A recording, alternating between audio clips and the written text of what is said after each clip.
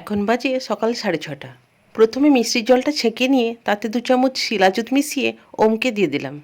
এতে কিন্তু বেশ পেট ঠান্ডা হয়। যারা মিষ্টি খান না, এমনি খালি প্লেন জলের সঙ্গে খেতে পারেন, এর নিজস্ব কোনো স্বাদ নেই। তারপর আগের দিন রাত্রে ভিজিয়ে রাখা ছোলা মুগের সাথে 1 চামচ গুড় দিয়ে তাকে দিয়ে দিলাম। এখন ঘড়িতে 10টা। দিয়েছি সাদা ভাত।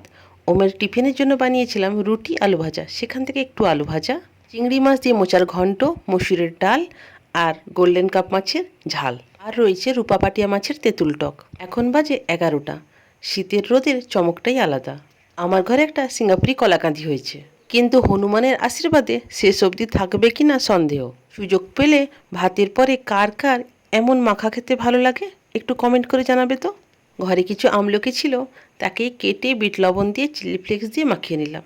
দারুণ হয়েছে। বিকেলে ওমকে দিয়েছিলাম ফ্রুট কাস্টার্ড। এই ডিশগুলোর মধ্যে আপনার কোনটা পছন্দের?